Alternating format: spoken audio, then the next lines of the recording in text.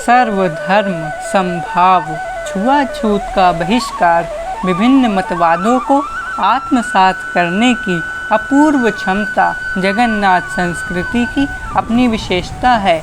जगन्नाथ संस्कृति से अभिभूत हो श्री योगेश्वर त्रिपाठी योगी जी ने महाप्रभु जगन्नाथ जी की संस्कृति को अपने जीवन में आत्मसात किया। श्री योगेश्वर त्रिपाठी योगी जी इस मध्य देश से उत्कल कैसे पहुँचे, इसे उनके पूर्व जन्म के संस्कारों का परिणाम ही कहा जा सकता है। ना वे वहाँ जाते और ना उड़िया सीखते और ना वहाँ के काव्यों का अध्ययन करते, वे गए महाप्रभु की कृपा से मंगलमय जगन्नाथ जी के विविध रूपों में रमे और वहाँ के कवियों की कृतियों को अनुवाद द्वारा हिंदी भाषा भाषियों को देने में समर्थ हुए। आइए श्री योगी जी के श्रीमुख से ही उनके जीवन यात्रा व महाप्रभु जगन्नाथ जी की महिमा का वर्णन सुनते हैं। महाराज जी के समस्त भक्तजनों को मेरा राम राम। मैं अभिमन्यु मिश्रा आपका हार्दिक स्वागत करता अपने YouTube चैनल आस्था महाराज जी की पर। आज महाराज जी की प्रेरणा से व जगन्नाथ जी के आशीर्वाद से हम महाप्रभु जगन्नाथ जी के अनन्य भक्त आदरणीय श्रीमान योगेश्वर त्रिपाठी जी के सानिध्य में बैठे हैं। आइए अब जानते हैं योगी जी से जगन्नाथ जी के अनुभव। देखिए, मेरा जीवन बड़ा विचित्र रहा है। मैंने 1955 में BA पास किया DAV कॉलेज से और गर्मियों की छुट्टी में मना रहा था, तो हमारे फूफा जी जमशेदपुर से आए थे शादी में। उन्होंने कहा, बेटा क्या कर रहे हो? हमने कहा गर्मी की छुट्टी मना रहे हैं और क्या। तो बोले तुम चले जाओ जमशेदपुर, हमारा लड़का वहाँ ठेकेदारी करता है, उसको थोड़ा मदद कर दो। तो हम यहाँ से जमशेदपुर चले गए और वहाँ पर वो टाटा कंपनी के ठेकेदार थे, कंस्ट्रक्शन का काम उनका था। उसी में हम काम करने लगे। पहली बार हमने फैक्ट्री देखी थी, इसके पहले कभी फैक्ट्री देखी नहीं थी। और लेकिन उनने हमको दिखाया, दिखाने के बाद दूसरे दिन वो चले गए कलकत्ता। बोले अब तुम्हें संभालना है। हमने कहा हमने तो कभी कोई अनुभव नहीं है। बोले तुम्हें कुछ नहीं करना है, हमारा वर्क साइट जो है एक इंजीनियर है अमेरिकन, वो दिखता है, तुमको खाली बिल बनाना है, आदमियों को भर्ती करना है, उनकी तनख्वाह देना है, बस इतना काम करना है। हमने कहा ठीक है। फिर वो 1 महीने नहीं आए, लेकिन भगवान की ऐसी कुछ कृपा कि साहब उनका कारोबार दिनों दिन बढ़ने लगा। तो हमने साल भर फिर उनकी नौकरी वहीं पर करी उनके साथ में और वहीं रहे।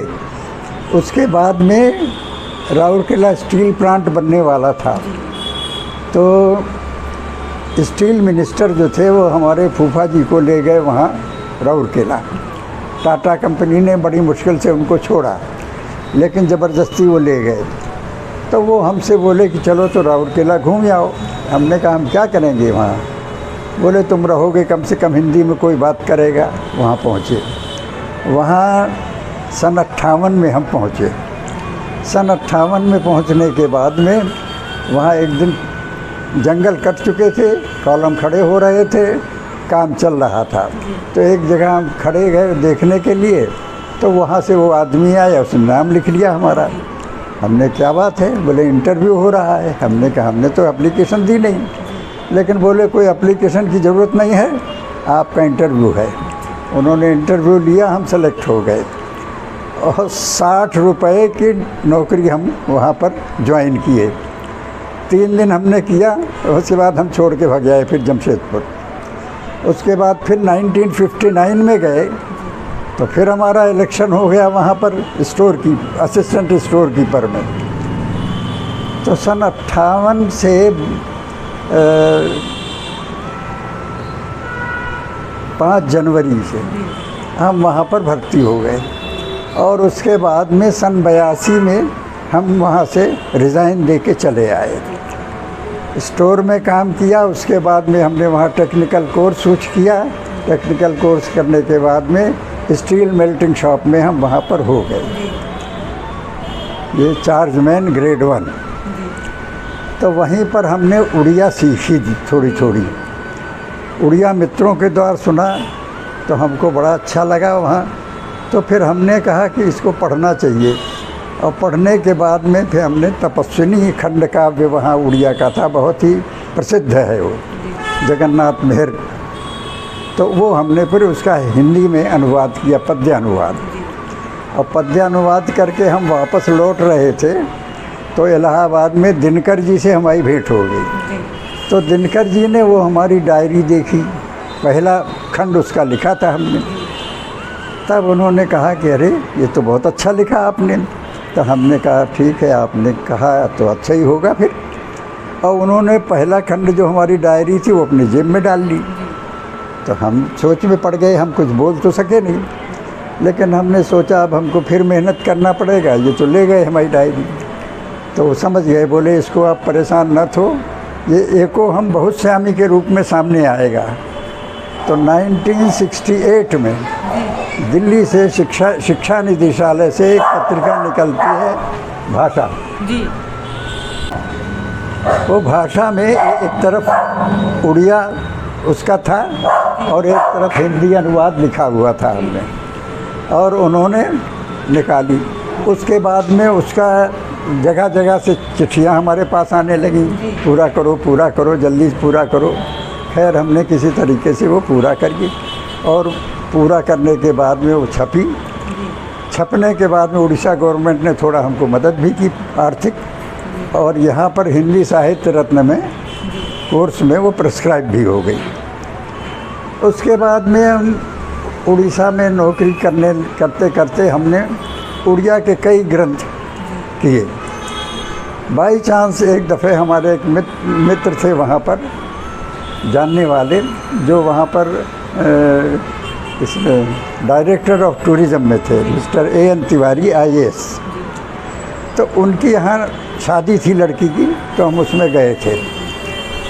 तो वहाँ हम जाने लगे तो जगन्नाथपुरी जाने का सोच रहे थे, पहली बार जाना था हमको।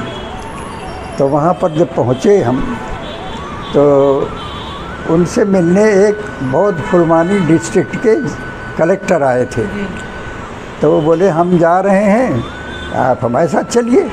तो हम, हमारी धर्मपत्नी और वो और उनकी धर्मपत्नी, चारों वहाँ से पुरी पहुँच गए। पुरी में सर्किट हाउस में रुके, वहाँ पर फ्रेश होकर के जगन्नाथ जी के मंदिर में गए। मंदिर में दर्शन किए तो वो हमसे बोले कि ऐसा है, सूखा प्रसाद ले लेते हैं और उसके बाद इसको वहाँ खाएंगे चल के भुवनेश्वर में वापस। तो हमारी पत्नी का भी ज़रा चेहरा उतर गया। हमने भी सोचा कि जगन्नाथ जी से प्रार्थना मन ही मन की कि जगन्नाथ का भात जगत पसारे हाथ, और यहाँ आकर के हमको प्रसाद नहीं मिल रहा है, बड़ा दुर्भाग्य है हमारा। लेकिन हमने अपनी पत्नी से कहा परेशान मत हो, इनके साथ आए हैं तो इनके साथ चलो, कल फिर आएंगे तो फिर हम लोग यहाँ रहेंगे 3-4 दिन, तब ठीक से दर्शन करेंगे, प्रसाद सेवन करेंगे। और ऐसा कह करके हम नीचे उतर के आए, गाड़ी में बैठ गए। वो गाड़ी स्टार्ट करना चाहते थे, तभी वहाँ पर पुरी के कलेक्टर आ गए। तो उनसे उनकी बात हुई तो हमने पूछा कौन है, तो उनने परिचय दिया हमारा। तो बोले आप बाहर आइए, बाहर आइए। बोले त्रिपाठी जी हम तो आपको जानते हैं। हमने कहा आप यहाँ के जिलाधीश हो और हम एक वर्कर हैं, यहाँ से 400 किलोमीटर दूर राउरकेला फैक्ट्री में काम करते हैं, आप कैसे जानते हैं हमको? बोले हम ही नहीं, सारा उड़ीसा आपको जानता है, तपस्विनी आपने जो ट्रांसलेट किया है उसके माध्यम से। खैर बात हुई। उसके बाद में बोले now you are under arrest. हमने कहा भाई हमारा अपराध तो बताइए क्या है? बोले अपराध आपका ये है कि इतने दिनों के बाद आए और चोरी चोरी अब निकले जा रहे हो वापस, यही अपराध है आपका, आप नहीं जा सकते। तो हमने कहा ठीक है माफ़ कर दीजिए, एक बार पहला अपराध हुआ है ये। बोले नहीं, आज यहाँ रामायण का एक बहुत बड़ा आयोजन हो रहा है, तुलसीकृत रामायण का मेला, उसमें आप चीफ गेस्ट रहेंगे, बोलेंगे। हमने कहा हमें तो कुछ आता नहीं। बोले आता वाता सब है, क्या आता है ये सब मालूम है हमको। और वहाँ पर 4-5 कलेक्टर और आ गए, वो सब लेकर के हमको वहाँ मंच पर पहुँचे। तो उनसे जो वहाँ पर संयोजक थे वहाँ पर, तो उन्होंने कहा कि इनका नाम रखिए त्रिपाठी जी का। वो बोले आज तो सब पूरी लिस्ट है, आज तो कोई जगह खाली नहीं। बोले किसी का नाम काटिए, जो भी करिए, इनका नाम आज रहेगा। अच्छा। तो उन्होंने मारे गुस्सा के सारे नाम काट दिए। 3 नाम रखे। एक तो रेवेन्यू मिनिस्टर वहाँ के थे, उनका नाम था जो इनाग्रेट कर रहे थे उसको, और दूसरा वहाँ समाज नाम के अखबार के एडिटर थे, मनोरमा महापत्र, उनका नाम रखा, और तीसरा नाम हमको रख दिया। 25 मिनट का समय हमको दिया। अब वो जब चले आए तो हमने बाबा जी से कहा, महाराज हमको कुछ आता नहीं है। हम अपने मन में सोच रहे थे क्या बोलेंगे यहाँ पर, समझ में नहीं आता है। साधारण कोई जनता हो तो कुछ भी बोल दो, और वहाँ पर शंकराचार्य जैसे सब बैठे, तो उनके सामने तो बोलना बड़ा एक टेढ़ी खीर थी। तो हमने उन महात्मा जी से कहा कि हमारा नाम आप मत रखिए, आपका फंक्शन बिगड़ जाएगा और हमको कुछ नहीं आता है। तो वो बोले भाई एक कलेक्टर की बात तो हम काट नहीं सकते, यहाँ तो 5-6 कलेक्टर आपको लाए थे, वे कैसे कर सकता है। अब फंक्शन बने या बिगड़े आपको तो बोलना। अब हमने समझ में ना आए हम क्या करें, हम तो बोलने की तैयारी से नहीं गए थे। तो हमने गुरु महाराज को याद किया अपने। हमारे गुरु महाराज उरई में रहते थे, श्री भवानी शंकर जी गृहस्थ संत थे। उनको हमने स्मरण किया कि अच्छा फंसा दिया, हम क्या बोलेंगे यहाँ। तो उनकी प्रेरणा तुरंत हमको मिली कि जगन्नाथ पर बोलो। तो हमने कहा जगन्नाथ पर क्या बोलें, हमको तो कुछ मालूम नहीं इसके बारे में। इतना ही मालूम है कि 4 धाम में एक धाम है, और उसके बाद ये कृष्ण बलदेव और सुभद्रा है, इसके अलावा तो कुछ मालूम नहीं हमको। तो बोले जब बोलना शुरू करोगे तब सब आ जाएगा। ठीक है। अब जब हमारा नंबर आया तो हम उठे, बोलना शुरू किया, भगवान की प्रार्थना की। उस समय बड़ा विचित्र घटना हमारे साथ घटी। सामने बिल्कुल लिखा जैसा आ रहा था, हम पढ़ते जा रहे थे वो सब, और पब्लिक बिल्कुल शांत सुन रही थी। तो हम ये सोचे कि अगर कुछ गड़बड़ होता तो पब्लिक हूटिंग करती, इसका मतलब जो कुछ बोल रहे हैं ठीक ही होगा। और हमें आज तक नहीं मालूम हम क्या बोल रहे हैं, हमें कुछ पता नहीं। 25 मिनट से जैसे ही 20-22 मिनट रह गए हो गए, तब हमने कहा कि अब तो जैसा हमसे बना आपकी सेवा की, उसके बाद जब कभी भविष्य में मौका मिलेगा तब फिर आपकी सेवा करेंगे। तो जब हमने क्षमा मांगी तो पब्लिक खड़ी हो गई, बोले नहीं और बोलिए और बोलिए। तब हमने उनकी तरफ देखा, महात्मा जी की तरफ, क्या आज्ञा है हमारे लिए। अरे बोले त्रिपाठी जी, हमें नहीं मालूम था कि कोट पैंट वाला भी ऐसा बोलेगा, जितनी देर चाहें आप बोलें।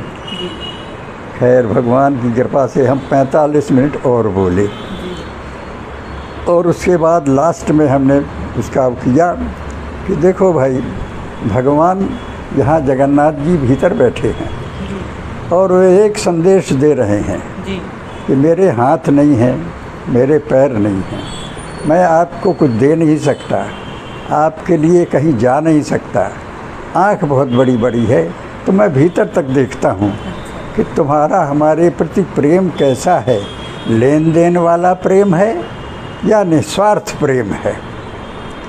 जैसा कि तुलसीदास जी ने रामायण में लिखा है, वाल्मीकि जी ने से जब रामचंद्र जी ने पूछा कि हम 14 वर्ष कहाँ रहें, तो उन्होंने 14 स्थान बताए। उसमें एक स्थान ये भी बताया, जाहि न चाहिए कबहु कछु, तुम सन सहज स्नेह, बसहु निरंतरता सुर, सोराउर निज गेह। जिसको आपसे कुछ नहीं चाहिए, वो निस्वार्थ प्रेम आपसे करता है, उसके हृदय में आप रहिए। एक छोटा सा बालक है, आप जानते हैं कि वो एक गिलास पानी भी हमको नहीं दे सकता, कोई हमें मारे तो बचा भी नहीं सकता, लेकिन कौन सी ऐसी अदा है कि वो देख लेता है, एक मुस्की छोड़ता है तो आप उसको उठा के गोद में रख लेते हैं। इसका मतलब वो प्रेम, सहज प्रेम। तो बोले जिसको हमसे ऐसा प्रेम है, हम आजान बहू यहाँ बैठे हैं हाथ फैलाकर, या तुम हमारी गोद में आ जाओ या हमको अपनी गोद में ले लो। ये संदेश है उनका। और उसके बाद में फिर हमने अपना प्रवचन समाप्त किया।